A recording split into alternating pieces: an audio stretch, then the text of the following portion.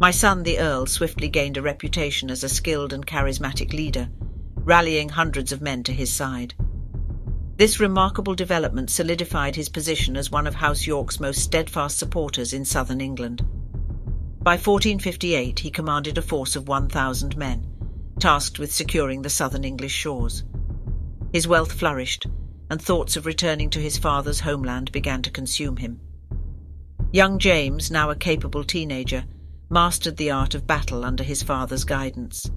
The War of the Roses continued to rage, with Margaret of Anjou leading the Lancastrian faction in a tireless effort to vanquish the Yorkists.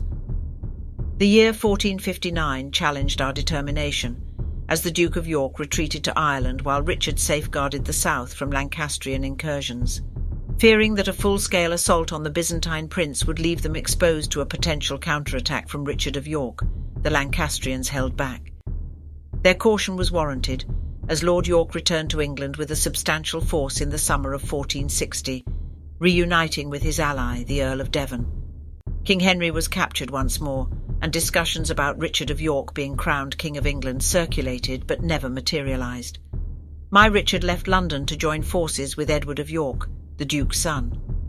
Meanwhile, Lord York solidified his grip on power in England, becoming King Henry's heir through the Act of Accord later in 1460.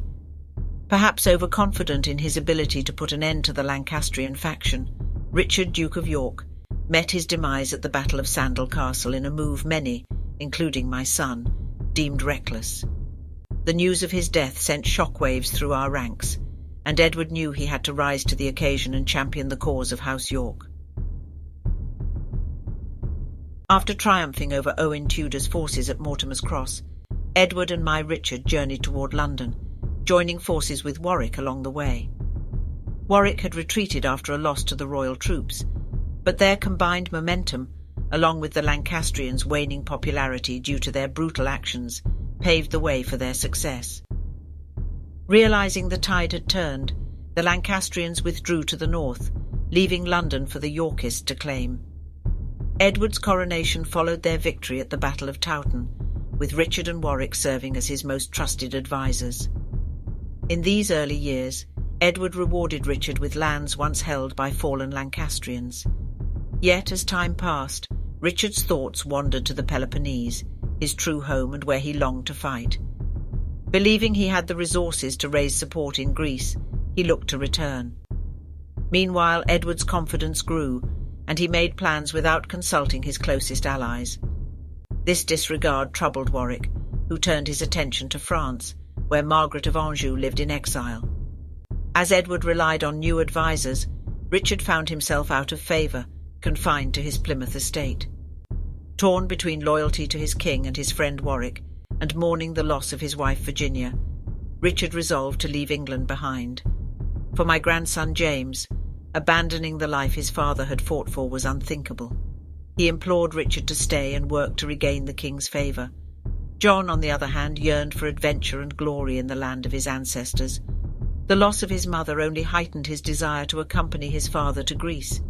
And so the family found themselves at a crossroads, each with a different vision for their future.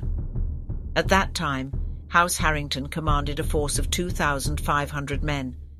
In the end, Richard said his goodbyes to King Edward. Their last meeting at court was brief, as Edward had other matters of greater importance to attend to. A court acquaintance who was at court mentioned hearing the Queen remark, "The old guard is finally making room for young blood. This Woodville harpy. She must be the cause of the king's abrupt shift in loyalty toward his long-standing allies. It was their ill-fated marriage that drove Warwick to abandon the Yorkist cause." Richard took note of the response, and set sail for Greece with half of his troops. I chose to accompany him, while the earldom was entrusted to James, who remained in England with a substantial force.